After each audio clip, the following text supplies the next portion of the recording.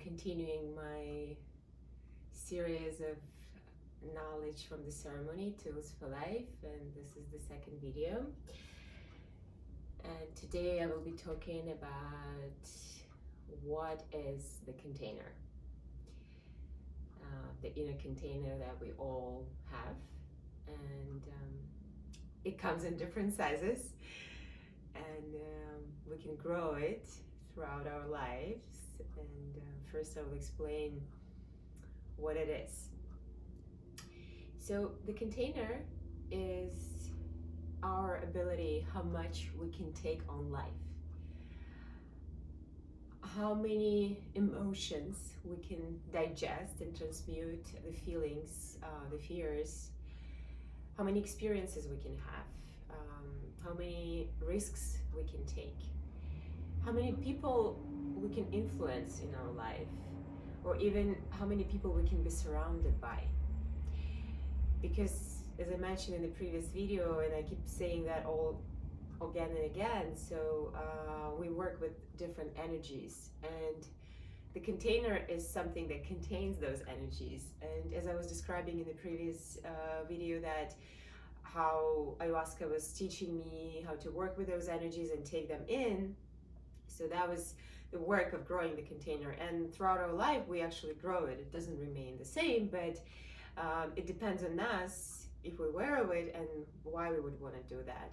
For example, a person with high ambitions, they definitely have a bigger container, and people in power, or people who, entrepreneurs and everything, who have lots of employees or employers, or who can envision life and have a global perspective. So those are the examples of people with big container.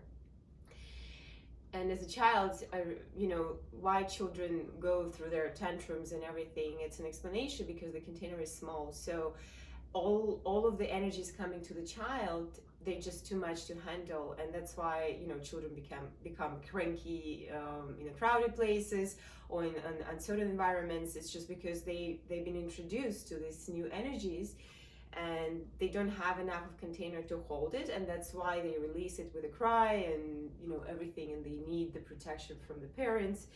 So this is just an explanation how it works. And why do we need to grow it?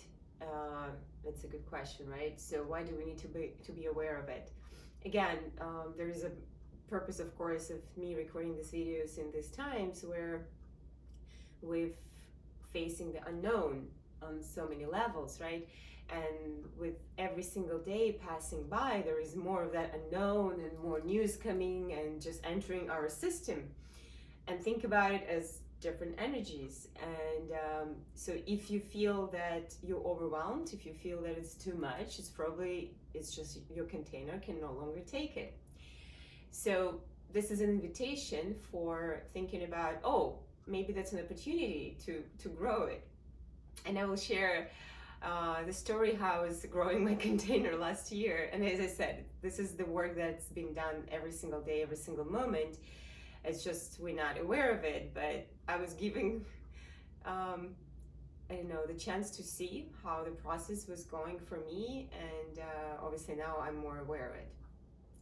So it was about this time last year, maybe a couple months later, when I came to the ceremony, and when I met the medicine, and the way she communicates, as I said, that she is the grandmother, the spirit of ayahuasca, the spirit of Mother Earth, Pachamama, all that.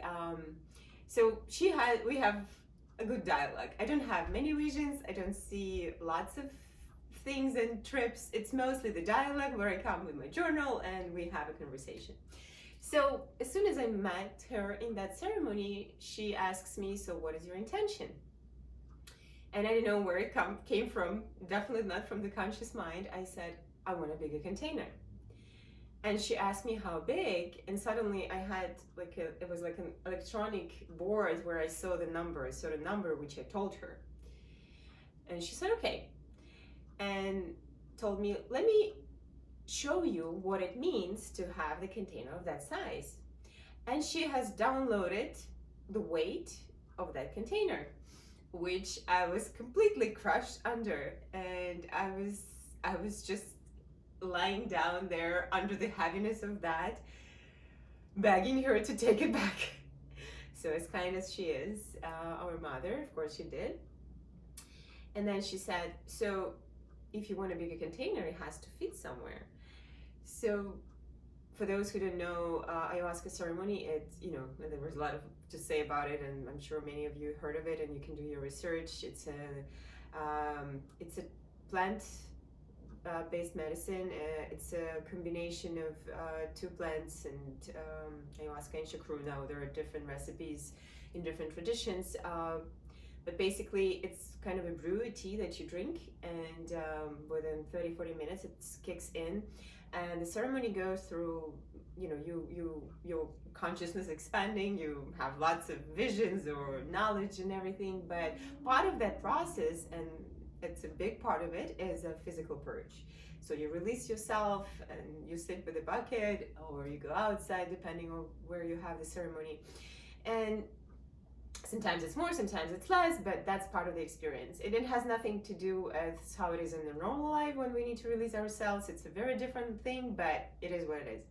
So she told me, since you need a bigger container, it has to fit somewhere, so we need to clean some space for it. So all that ceremony, I was purging till the morning. It was a very difficult ceremony, and not only that, it was also, she was taking me to the edge of my own container in that moment, so I could see where it is, where my limit is. And I was, okay, the biggest rule of life, I guess, is surrender and just accept what it is. There's no point in resisting, it's gonna happen anyways. So if you don't resist, it's just easier on your physical, emotional, and spiritual body. That's another lesson from the ceremony, which I strongly recommend to apply, and which I apply myself every day.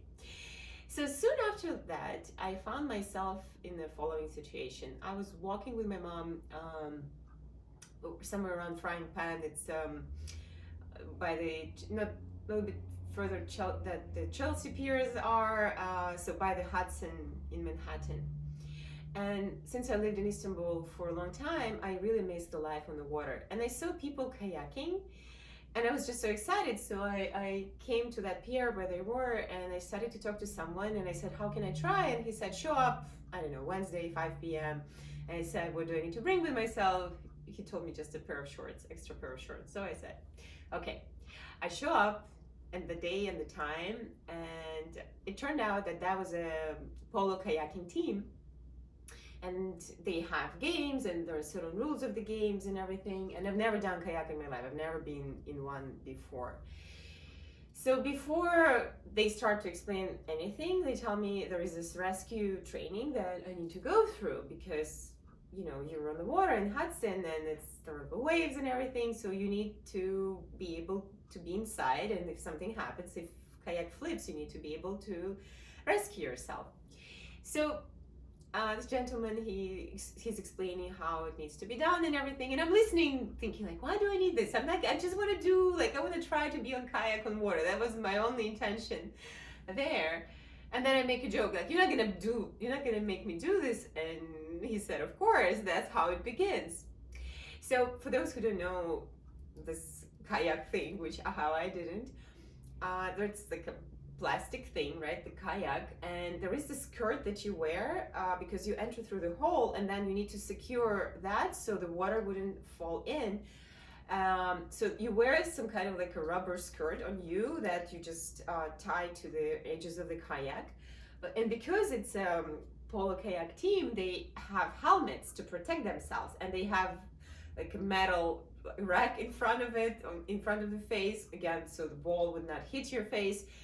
So here I am, just wearing my bikini shorts and helmet, and I'm in this kayak, and it was this gentleman and another lady that was helping him. So we managed to get me in the water, and so here is what I need to do first. They said, first you need to, and it's nice to demonstrate in the hammock, so you need to shake the kayak to the point where you can flip, or they can flip you. And then you need to detach yourself from the skirt and swim out of the kayak. That was the first assignment. And he said, do you want help? Do you want me to flip you over? And I said, no. So the ceremonial knowledge helped me a lot. So I started to rock that kayak, and at some point I just flipped myself. But before that, I had to center myself, and that I was talking to the previous video. And I swam out of the kayak, and they were quite impressed. They said it doesn't happen often from the very first time. People are panicking, but I was okay. And the second thing that I need to do it, because when you swim out of the kayak and when it's turned upside down, obviously it fills in with the water, so you cannot continue to the game. So the point obviously is to return to the game as soon as you can. And the second step was do the same, flip. And then you need to calm yourself, ground yourself, and center yourself. And then another kayak will approach, and you have to locate it with your hand and then lean on it and then flip yourself back on the water. So imagine, again, Hudson, very dirty, green, brown. You cannot see a thing, so obviously your eyes are closed. And again, I have this big helmet on my head attached to the kayak. And the moment when I flipped, you have this, obviously, fight or flight mode kicks in where you need to rescue yourself. So body starts panicking and everything, and I couldn't do it the first time, so I just swam out. But the second time I was able to ground myself, and it was about like 30 seconds, I guess, that I spent underwater, which feels like forever in that moment, because your mind thinks that you're dying and you need to rescue yourself. But obviously the first reaction is panic. I was able to do that, and they were cheering me up, saying that was really cool, and I could not believe what just happened, because as I said, my initial intention was just to be in the kayak on the water. That's it. I think that was Wednesday, and on Saturday I did a skydive, which I'm not gonna go into the details how I got up there. It was with my community, with my friends.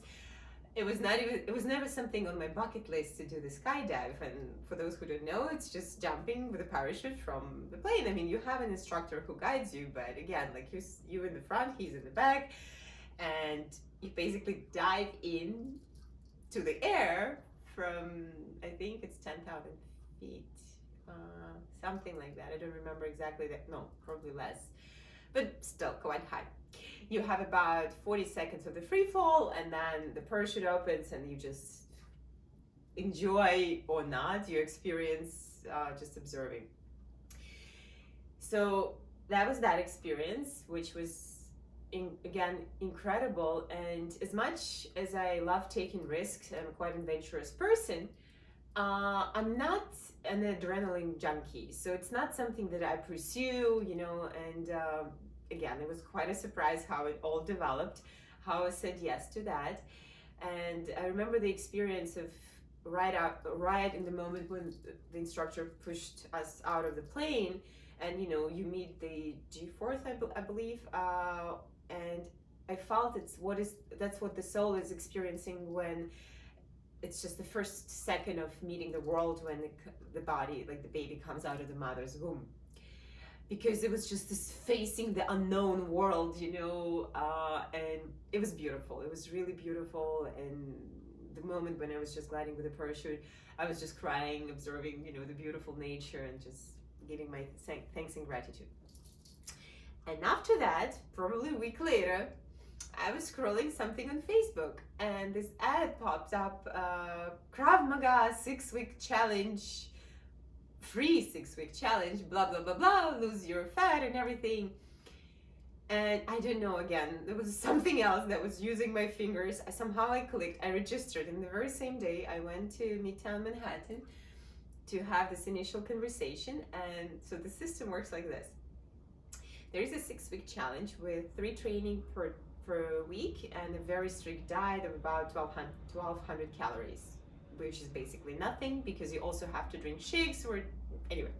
So that's a very, very serious commitment. You pay $600 as a deposit. That's what they say, it motivates you. And then they give you the goal. For me, it was losing 4% of the body fat. They don't care how much pounds or kilos you lose, they care about the body fat. And then you go. So if you complete the challenge, then you get your money back. If not, then not. So, and to explain, from a very childhood, I'm very flexible. So I've been a yoga girl, gymnast. So I'm all about stretching, and I can do cardio, but I didn't have probably a lot of endurance, and this high interval intensity training at HIIT, it's definitely something not for me. I remember I once went to CrossFit and I was like, no way I'm gonna do this again. I will die here. So here I am at this training, and they did a measurement, I think with Apple Watch. I don't remember what they did, but how many calories you burn throughout the training. It's a 1 hour thing. It was about 1,000. So think you burn around 350 calories for 1 hour of run. And here you burn almost 3 times more with this training. So it's really like loud, very energetic music. The coaches are yelling and screaming. It's a big space with lots of people. Everyone's just like sweating everything off. And it's horrible. To me, that was horrible. But since I made a commitment, I was doing that. I was going through that. And I remember it was probably the second week, and we were doing this set of, jumping jacks, I don't remember, push-ups, like circles of that. It's like half an hour nonstop, HIIT, this high intensity interval training. And there was like maybe 10th set where I'm asking myself, why am I doing this to myself? This doesn't make any sense. And then I really strongly feel how the grandmother, ayahuasca, again, taps me on the shoulder. She really likes to do that to me. And she says, you wanted a bigger container? So work for it. Here you are. And it blew my mind. So fast forwarding, I lost about 10 pounds, and I was sharing some pictures. My body had a major transformation. I lost only 3% of the body fat, so I didn't get my money back, but I was happy with the result, of course, because I got the body that I haven't seen in myself, with all the 6 packs and everything. And it was perfect timing because I finished the challenge and I went to the Burning Man, and I felt really incredible about myself and what I have achieved, because it was really something, I remember I posted something that it's only impossible until it's done. So it was, again, facing my own limit, or what I thought was my limit, and overcoming and overstepping it.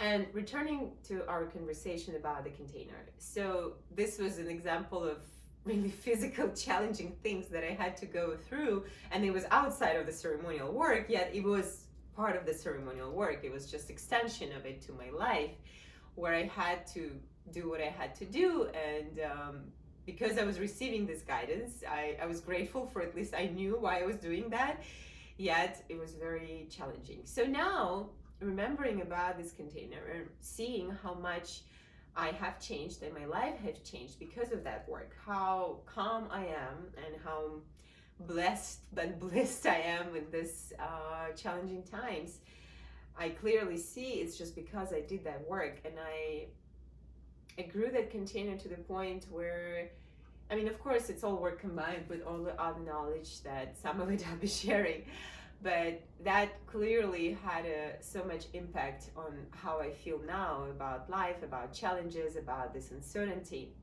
So the tool that I want to share, and my invitation is, next time, again, when you're facing something really challenging, look at it as an opportunity, an invitation to grow that inner container of yours.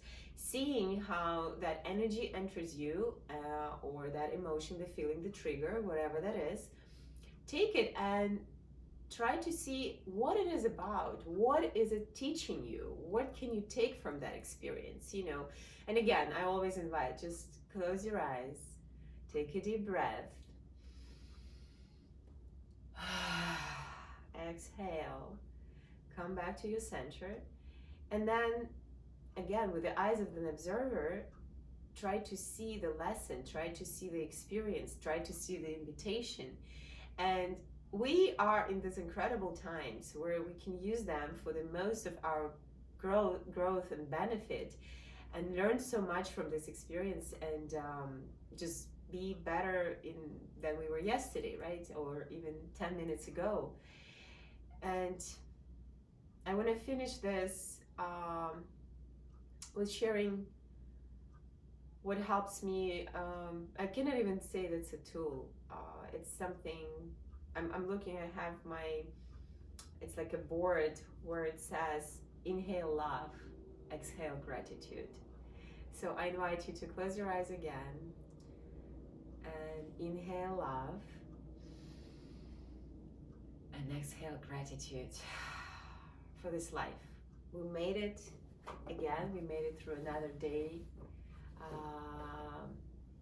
We're alive, and that's the most important thing and the most precious gift that we have. Thank you so much. Thank you.